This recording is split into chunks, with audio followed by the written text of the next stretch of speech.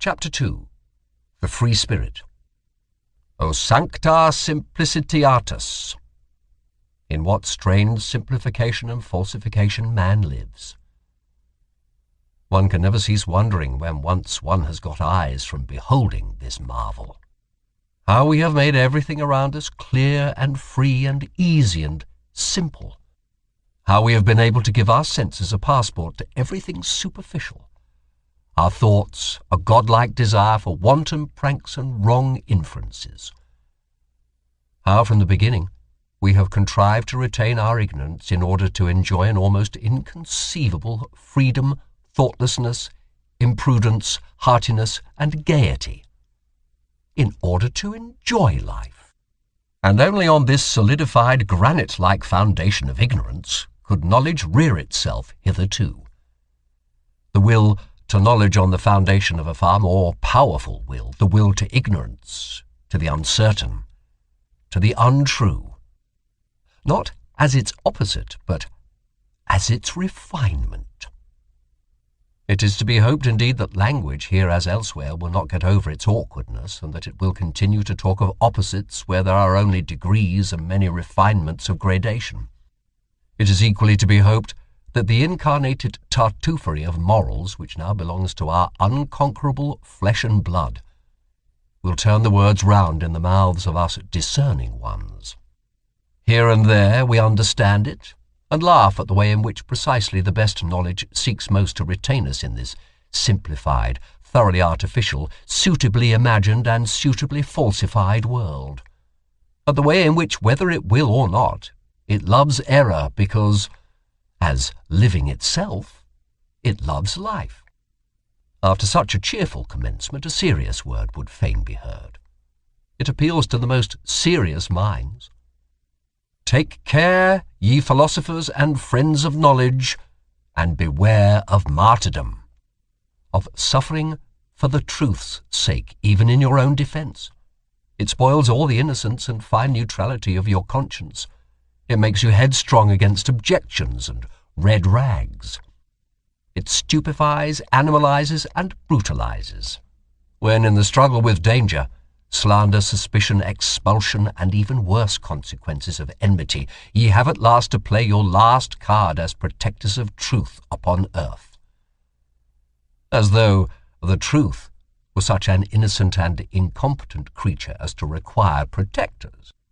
And you of all people, ye knights of the sorrowful countenance, Messrs. Loafers and cobweb spinners of the spirit. Finally, ye know sufficiently well that it cannot be of any consequence if ye just carry your point. Ye know that hitherto no philosopher has carried his point, and that there might be a more laudable truthfulness in every little interrogative mark which you place after your special words and favourite doctrines, and occasionally after yourselves, than in all the solemn pantomime and trumping games before accusers and law courts. Rather go out of the way. Flee into concealment, and have your masks and your ruses that ye may be mistaken for what you are, or somewhat feared. And pray, don't forget the garden with golden trellis work, and have people around you who are as a garden, or as music on the waters at eventide when already the day becomes a memory. Choose the good solitude, the free, wanton, lightsome solitude, which also gives you the right still to remain good in any sense whatsoever. How poisonous, how crafty, how bad does every long war make one which cannot be waged openly by means of force? How personal does a long fear make one, a long watching of enemies, of possible enemies? These pariahs of society, these long-pursued, badly persecuted ones, also the compulsory recluses, the Spinozas or Giordano Brunos, always become in the end, even under the most intellectual masquerade, and perhaps without being themselves aware of it, refined vengeance-seekers and poison-brewers. Just lay bare the foundation of Spinoza's ethics and theology, not to speak of the stupidity of moral indignation, which is the unfailing sign in a philosopher that the sense of philosophical humour has left him. The martyrdom of the philosopher, his sacrifice for the sake of truth, forces into the light whatever of the agitator and actor lurks in him. And if one has hitherto contemplated him only with artistic curiosity, with regard to many a philosopher it is easy to understand the dangerous desire to see him also in his deterioration. Deteriorated into a martyr, into a stage and tribune bawler. Only that it is necessary with such a desire to be clear what spectacle one will see in any case. Merely a satiric play, merely an epilogue farce, merely the continued proof that the long, real tragedy is at an end, supposing that every philosophy has been a long tragedy in its origin. Every select man strives instinctively for a citadel and a privacy where he is free from the crowd, the many, the majority, where he may forget men who are the rule, as their exception, exclusive only of the case in which he is pushed straight to such men by a still stronger instinct, as a discerner in the great and exceptional sense. Whoever in intercourse with men does not occasionally glisten in all the green and grey colours of distress, owing to disgust, satiety, sympathy, gloominess, and solitariness, is assuredly not a man of elevated tastes. Supposing, however, that he does not voluntarily take all this burden and disgust upon himself, that he persistently avoids it and remains, as I said, quietly and proudly hidden in his citadel, one thing is then certain. He was not made, he was not predestined for knowledge. For as such he would one day have to say to himself, "The devil take my good taste, but the rule is more interesting than the exception, than myself, the exception." And he would go down, and above all, he would go inside. The long and serious study of the average man, and consequently much disguised, self-overcoming, familiarity and bad intercourse, all intercourse is bad intercourse except with one's equals, that constitutes a necessary part of the life history of every philosopher. Perhaps the most disagreeable, odious and disappointing part. If he is fortunate, however, as a favourite child of knowledge should be, he will meet with suitable auxiliaries who will shorten and lighten his task.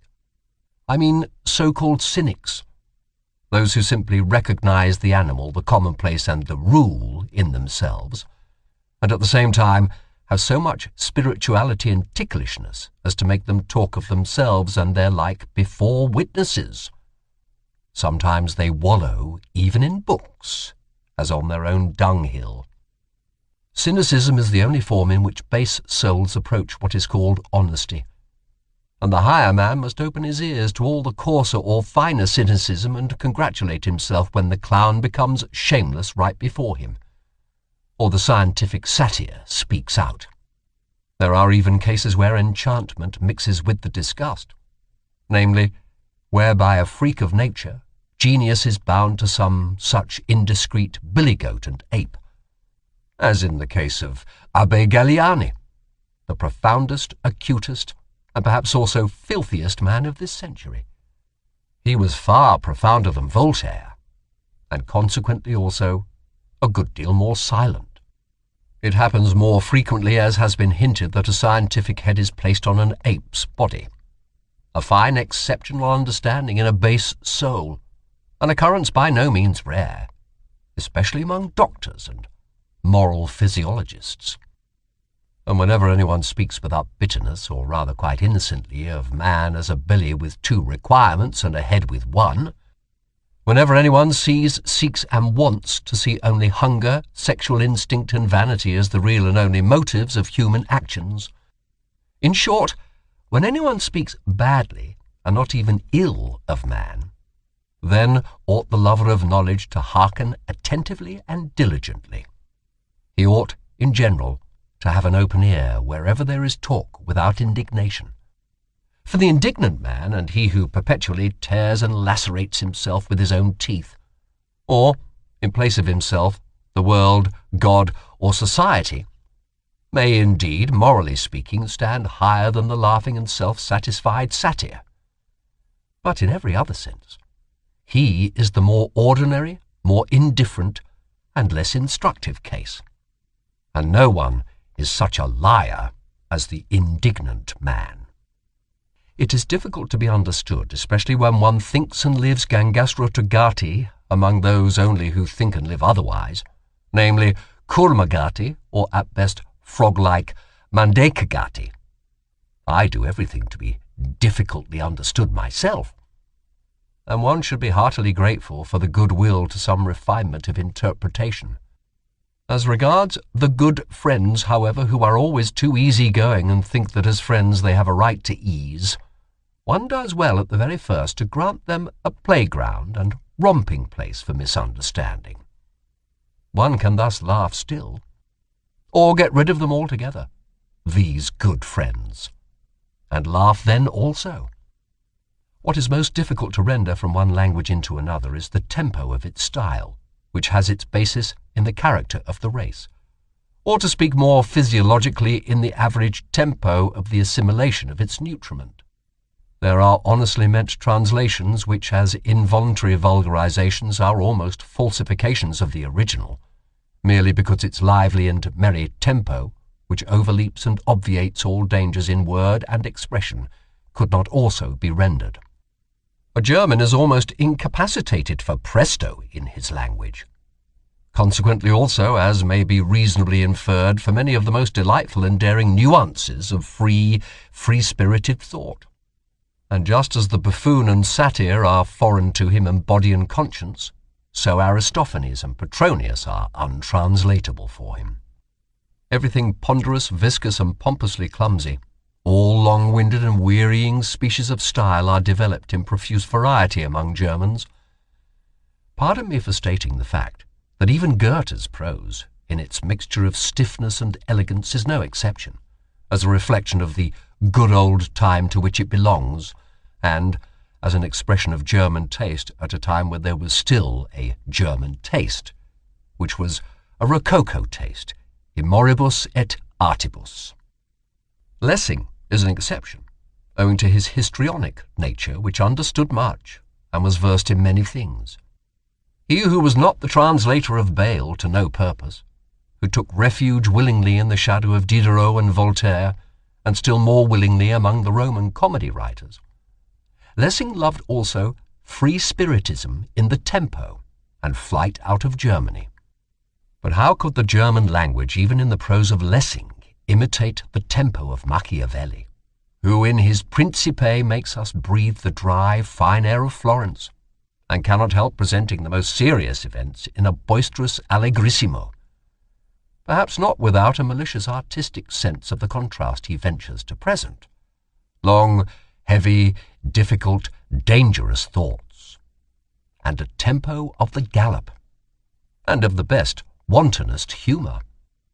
Finally, who would venture on a German translation of Petronius, who more than any great musician hitherto was a master of presto in invention, ideas, and words? What matter in the end about the swamps of the sick, evil world or the ancient world when, like him, one has the feet of a wind, the rush, the breath, the emancipating scorn of a wind which makes everything healthy by making everything run?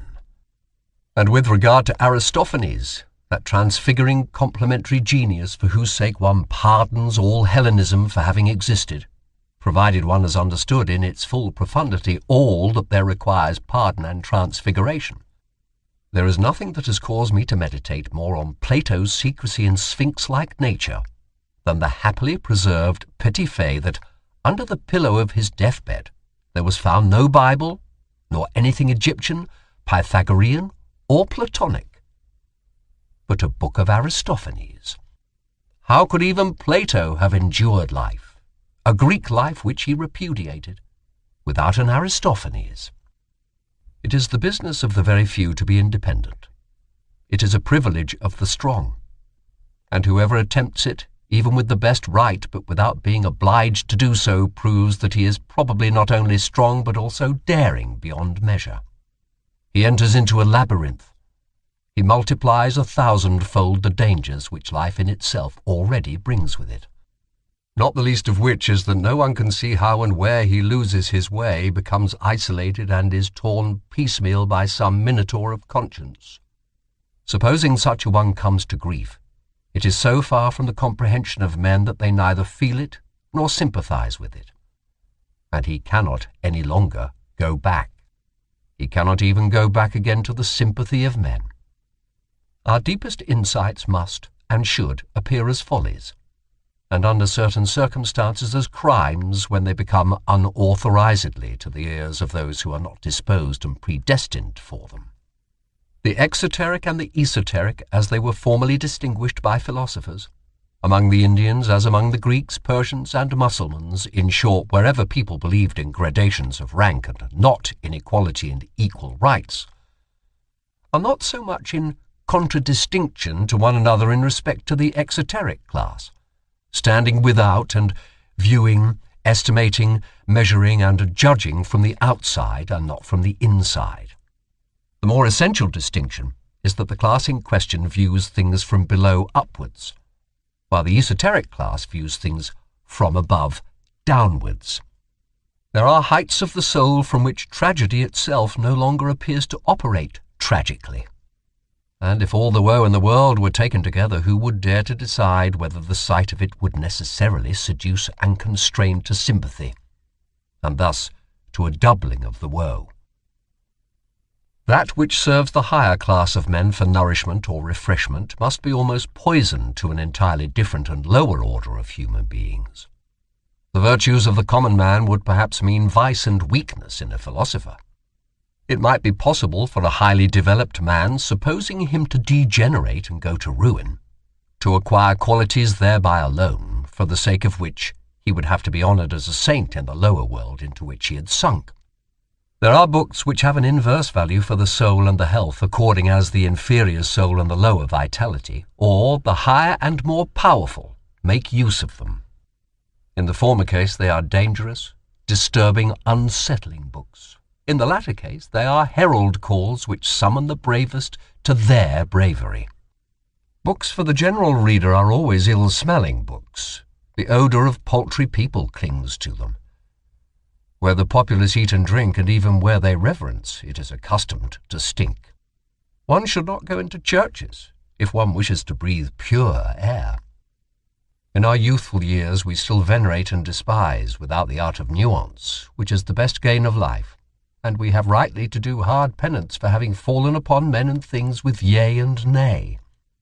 Everything is so arranged that the worst of all tastes, the taste for the unconditional, is cruelly befooled and abused, until a man learns to introduce a little art into his sentiments, and prefers to try conclusions with the artificial as do the real artists of life. The angry and reverent spirit peculiar to youth appears to allow itself no peace until it has suitably falsified men and things to be able to vent its passion upon them. Youth, in itself even, is something falsifying and deceptive. Later on, when the young soul, tortured by continual disillusions, finally turns suspiciously against itself, still ardent and savage even in its suspicion and remorse of conscience, how it upbraids itself, how impatiently it tears itself, how it revenges itself for its long self-blinding, as though it had been a voluntary blindness. In this transition one punishes oneself by distrust of one's sentiments. One tortures one's enthusiasm with doubt.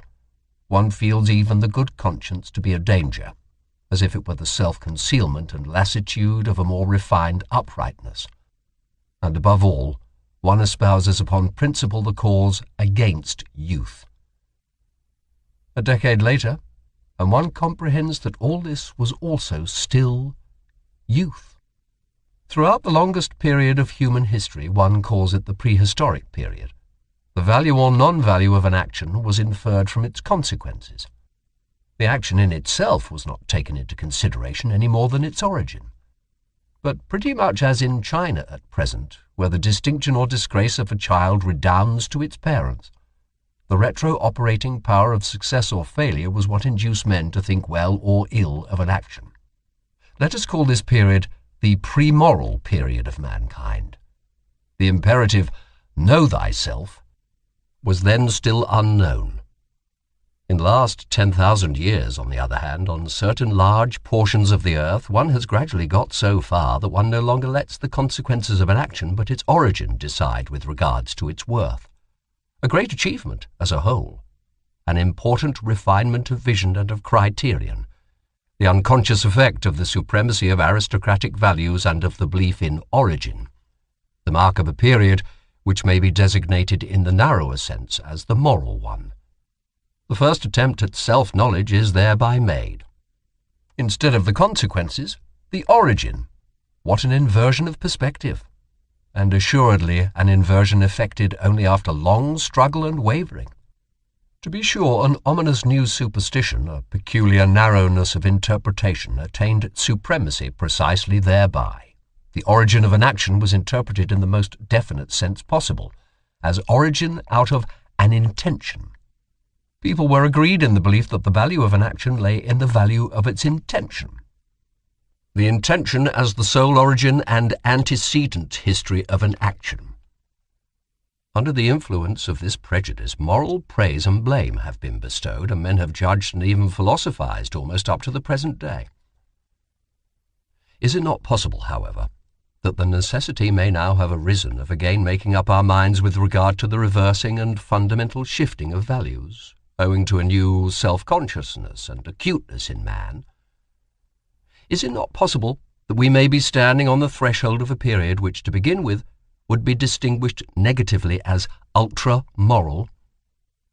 Nowadays, when, at least among us immoralists, the suspicion arises that the decisive value of an action lies precisely in that which is not intentional, and that all its intentionalness, all that is seen, sensible, or sensed in it, belongs to its surface or skin, which, like every skin, betrays something but conceals still more?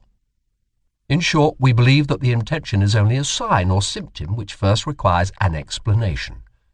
A sign, moreover, which has too many interpretations and consequently hardly any meaning in itself alone, that morality, in the sense in which it has been understood hitherto as intention morality, has been a prejudice. Perhaps a prematureness or preliminariness, probably something of the same rank as astrology and alchemy. But in any case, something which must be surmounted. The surmounting of morality, in a certain sense even the self-mounting of morality, let that be the name for the long secret labour which has been reserved for the most refined, the most upright, and also the most wicked consciences of today, as the living touchstones of the soul. It cannot be helped. The sentiment of surrender, of sacrifice for one's neighbour, and all self-renunciation morality must be mercilessly called to account and brought to judgment, just as the aesthetics of disinterested contemplation, under which the emasculation of art nowadays seeks insidiously enough to create itself a good conscience. There is far too much witchery and sugar in the sentiments for others and not for myself, for one not needing to be doubly distrustful here, and for one asking promptly, are they not perhaps deceptions, that they please him who has them and him who enjoys their fruit, and also the mere spectator? That is still no argument in their favour, but just calls for caution. Let us therefore be cautious. At whatever standpoint of philosophy one may place oneself nowadays, seen from every position, the erroneousness of the world in which we think we live is the surest and most certain thing our eyes can light upon. We find proof after proof thereof, which would fain allure us into surmises concerning a deceptive principle in the nature of things. He, however, who makes thinking itself, and consequently the spirit, responsible for the falseness of the world, an honourable exit which every conscious or unconscious advocatus Dei avails himself of, he who regards this world, including space, time, form, and movement, as falsely deduced, would have at least good reason in the end to become distrustful also of all thinking. Has it not hitherto been played upon us the worst of scurvy tricks? And what guarantee would it give that it would not continue to do what it has always been doing? In all seriousness, the innocence of thinkers has something touching and respect-inspiring in it, which even nowadays permits them to wait upon consciousness with the request that it will give them honest answers. For example, whether it be real or not, and why it keeps the outer world so resolutely at a distance, and other questions of the same description. The belief in immediate certainties, is a moral naivety which does honour to us philosophers, but we have now to cease being merely moral men. Apart from morality, such belief is a folly which does little honour to us.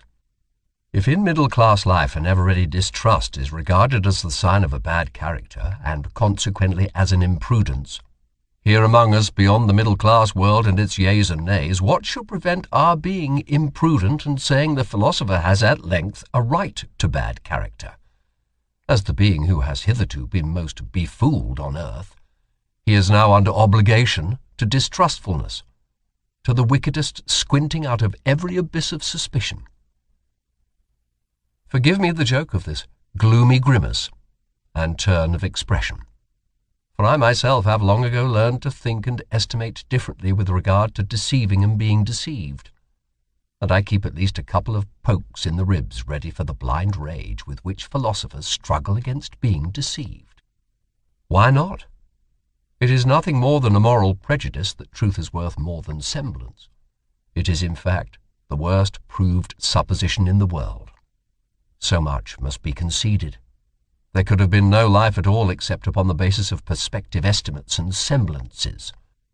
And if, with the virtuous enthusiasm and stupidity of many philosophers, one wished to do away altogether with the seeming world, well, granted that you could do that, at least nothing of your truth would thereby remain.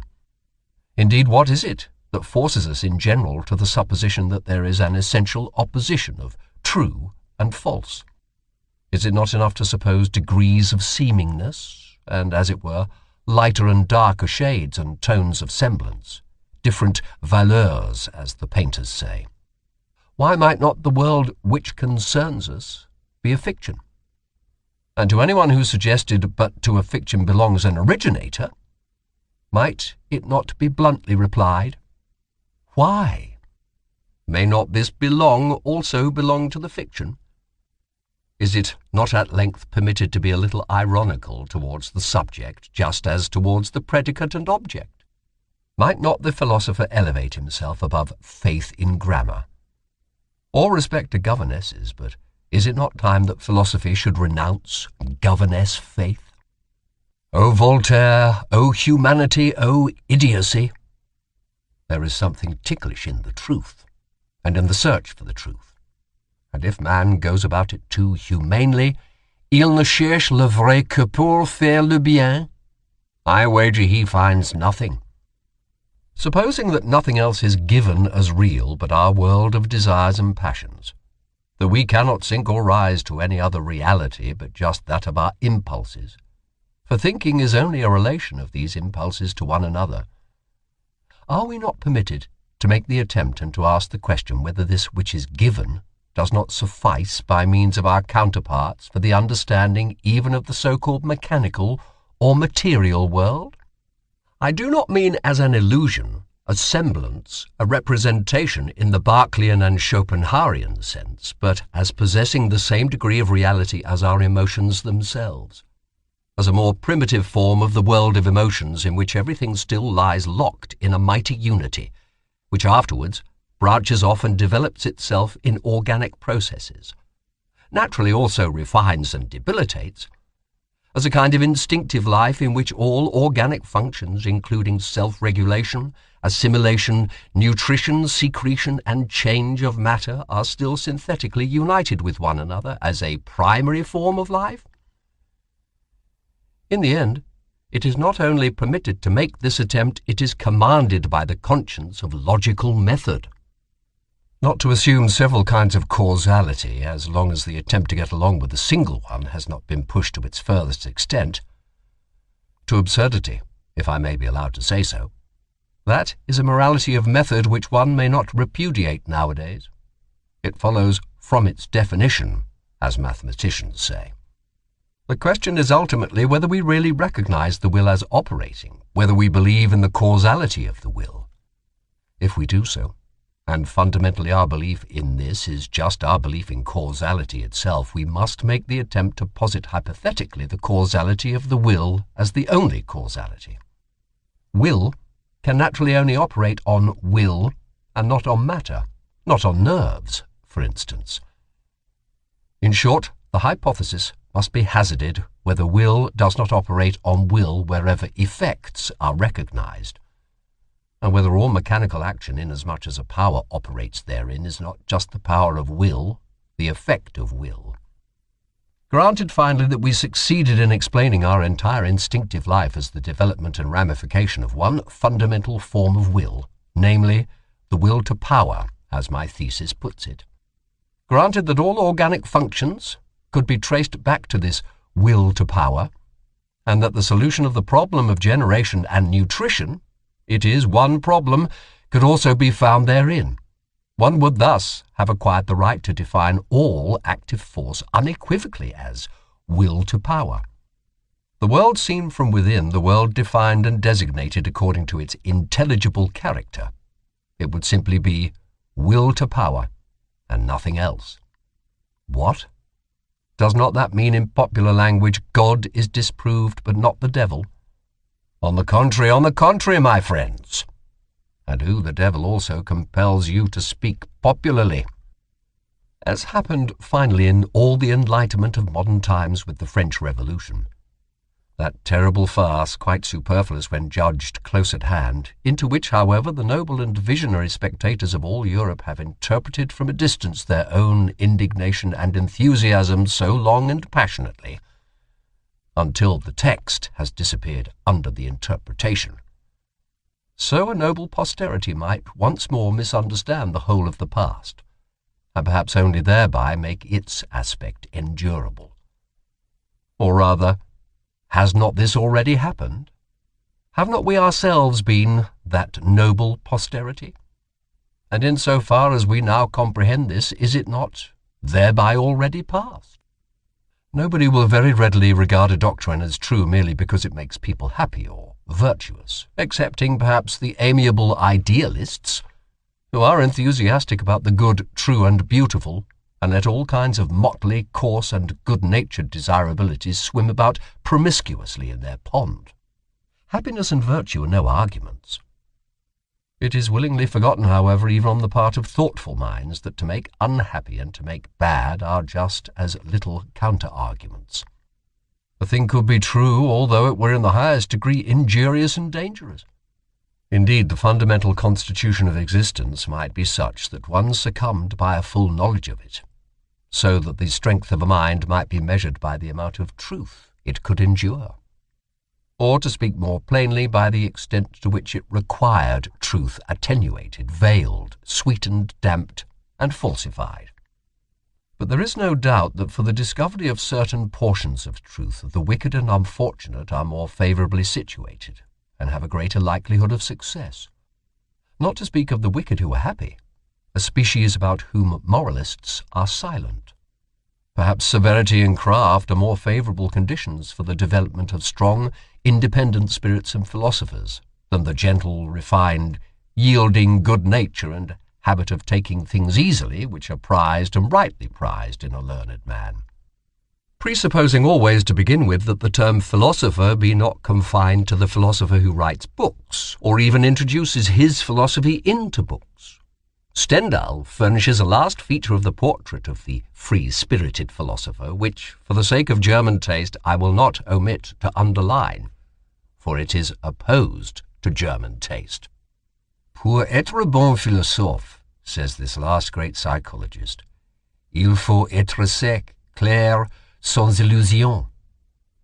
Un banquier qui a fait fortune a une partie du caractère requis pour faire des découvertes en philosophie, c'est-à-dire pour voir clair dans ce qui est. Everything that is profound loves the mask. The profoundest things have a hatred even of figure and likeness. Should not the contrary only be the right disguise for the shame of a god to go about in? A question worth asking. It would be strange if some mystic has not already ventured on the same kind of thing. There are proceedings of such a delicate nature that it is well to overwhelm them with coarseness and make them unrecognizable. There are actions of love and of an extravagant magnanimity after which nothing can be wiser than to take a stick and thrash the witness soundly. One thereby obscures his recollection. Many a one is able to obscure and abuse his own memory in order at least to have vengeance on this soul party in the secret. Shame is inventive. They are not the worst things of which one is most ashamed. There is not only deceit behind a mask, there is so much goodness in craft. I could imagine that a man with something costly and fragile to conceal would roll through life clumsily and rotundly like an old, green, heavily hooped wine cask, the refinement of his shame requiring it to be so. A man who has depths in his shame meets his destiny and his delicate decisions upon paths which few ever reach, and with regard to the existence of which his nearest and most intimate friends may be ignorant. His mortal danger conceals itself from their eyes, and equally so his regained security. Such a hidden nature, which instinctively employs speech for silence and concealment, and is inexhaustible in evasion of communication, desires and insists that a mask of himself shall occupy his place in the hearts and heads of his friends. And supposing he does not desire it, his eyes will some day be opened to the fact that there is nevertheless a mask of him there, and that it is well to be so. Every profound spirit needs a mask. Nay, more. Around every profound spirit there continually grows a mask owing to the constantly false, that is to say, superficial interpretation of every word he utters, every step he takes, every sign of life he manifests. One must subject oneself to one's own tests that one is destined for independence and command, and do so at the right time. One must not avoid one's tests, although they constitute perhaps the most dangerous game one can play, and are in the end tests made only before ourselves and before no other judge. Not to cleave to any person, be it even the dearest. Every person is a prison, and also a recess. Not to cleave to a fatherland, be it even the most suffering and necessitous. It is even less difficult to detach one's heart from a victorious fatherland. Not to cleave to a sympathy, be it even for higher men into whose peculiar torture and helplessness chance has given us an insight. Not to cleave to a science, though it tempt one with the most valuable discoveries apparently specially reserved for us. Not to cleave to one's own liberation, to the voluptuous distance and remoteness of the bird which always flies further aloft in order always to see more under it, the danger of the flyer. Not to cleave to our own virtues, nor become as a whole a victim to any of our specialties, to our hospitality, for instance, which is the danger of dangers for highly developed and wealthy souls, who deal prodigally, almost indifferently with themselves, and push the virtue of liberality so far that it becomes a vice. One must know how to conserve oneself, the best test of independence. A new order of philosophers is appearing. I shall venture to baptize them by a name not without danger. As far as I understand them, as far as they allow themselves to be understood, for it is their nature to wish to remain something of a puzzle, these philosophers of the future might rightly, perhaps also wrongly, claim to be designated as tempters. This name itself is after all only an attempt, or, if it be preferred, a temptation. Will they be new friends of truth, these coming philosophers? Very probably, for all philosophers hitherto have loved their truths. But assuredly they will not be dogmatists. It must be contrary to their pride and also contrary to their taste that their truth should still be truth for everyone, that which has hitherto been the secret wish and ultimate purpose of all dogmatic efforts. My opinion is my opinion. Another person has not easily a right to it. Such a philosopher of the future will say, perhaps. One must renounce the bad taste of wishing to agree with many people. Good is no longer good when one's neighbour takes it into his mouth. And how could there be a common good? The expression contradicts itself. That which can be common is always of small value. In the end, things must be as they are and have always been. The great things remain for the great, the abysses for the profound, the delicacies and thrills for the refined, and, to sum up shortly, everything rare for the rare. Need I say expressly after all this that they will be free, very free spirits, these philosophers of the future? As certainly also they will not be merely free spirits, but something more, higher, greater, and fundamentally different, which does not wish to be misunderstood and mistaken. But while I say this, I feel under obligation almost as much to them as to ourselves. We free spirits, who are their heralds and forerunners, to sweep away from ourselves altogether a stupid old prejudice and misunderstanding, which, like a fog, has too long made the conception of free spirit obscure. In every country of Europe, and the same in America, there is at present something which makes an abuse of this name a very narrow, prepossessed, enchained class of spirits, who desire almost the opposite of what our intentions and instincts prompt. Not to mention that in respect to the new philosophers who are appearing, they must still more be closed windows and bolted doors.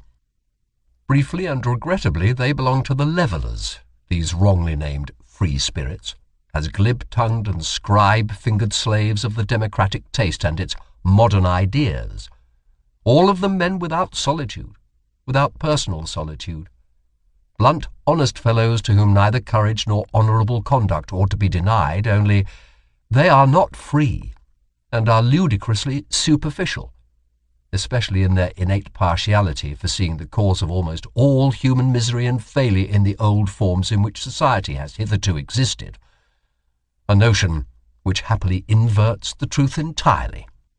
What they would fain attain with all their strength is the universal green meadow happiness of the herd, together with security, safety, comfort, and alleviation of life for everyone. Their two most frequently chanted songs and doctrines are called Equality of Rights and Sympathy with All Sufferers. And suffering itself is looked upon by them as something which must be done away with. We opposite ones, however, who have opened our eye and conscience to the question how and where the plant man has hitherto grown most vigorously, believe that this has always taken place under the opposite conditions, that for this end the dangerousness of his situation had to be increased enormously. His inventive faculty and dissembling power, his spirit, had to develop into subtlety and daring under long oppression and compulsion, and his will to life had to be increased to the unconditioned will to power. We believe that severity, violence, slavery, danger in the street and in the heart, secrecy, stoicism, tempter's art, and devilry of every kind, that everything wicked, terrible, tyrannical, predatory, and serpentine in man serves as well for the elevation of the human species as its opposite. We do not even say enough when we say only this much. And in any case we find ourselves here, both with our speech and our silence, at the other extreme of all modern ideology and gregarious desirability, as their antipodes, perhaps. What wonder that we, free spirits, are not exactly the most communicative spirits? Though we do not wish to betray in every respect what a spirit can free itself from, and where, perhaps, it will then be driven. And as to the import of the dangerous formula, beyond good and evil, with which we at least avoid confusion, we are something else than libre penseurs, Liben pensatori, free thinkers, and whatever these honest advocates of modern ideas like to call themselves, having been at home or at least guests in many realms of the spirit, having escaped again and again from the gloomy, agreeable nooks in which preferences and prejudices, youth, origin, the accident of men and books, or even the weariness of travel seemed to confine us, full of malice against the seductions of dependency which he concealed in honours, money, positions, or exaltation of the senses, grateful even for distress and the vicissitudes of illness, because they always free us from some rule and its prejudice, grateful to the god, devil, sheep, and worm in us, inquisitive to a fault, investigators to the point of cruelty, with unhesitating fingers for the intangible, with teeth and stomachs for the most indigestible, ready for any business that requires sagacity and acute senses, ready for every adventure, owing to an excess of free will, with anterior and posterior souls, into the ultimate intentions of which it is difficult to pry, with foregrounds and backgrounds to the end of which no foot may run, hidden ones under the mantles of light, appropriators, although we resemble heirs and spendthrifts, arrangers and collectors from morning till night, misers of our wealth and our full-crammed drawers, economical in learning and forgetting, inventive in scheming, sometimes proud of tables, of categories, sometimes pedants, sometimes night owls of work even in full day, yea, if necessary, even scarecrows. And it is necessary nowadays, that is to say, inasmuch as we are the born, sworn, jealous friends of solitude, of our own profoundest midnight and midday solitude. Such kind of men are we free spirits, and perhaps ye are also something of the same kind, ye coming ones, ye new philosophers.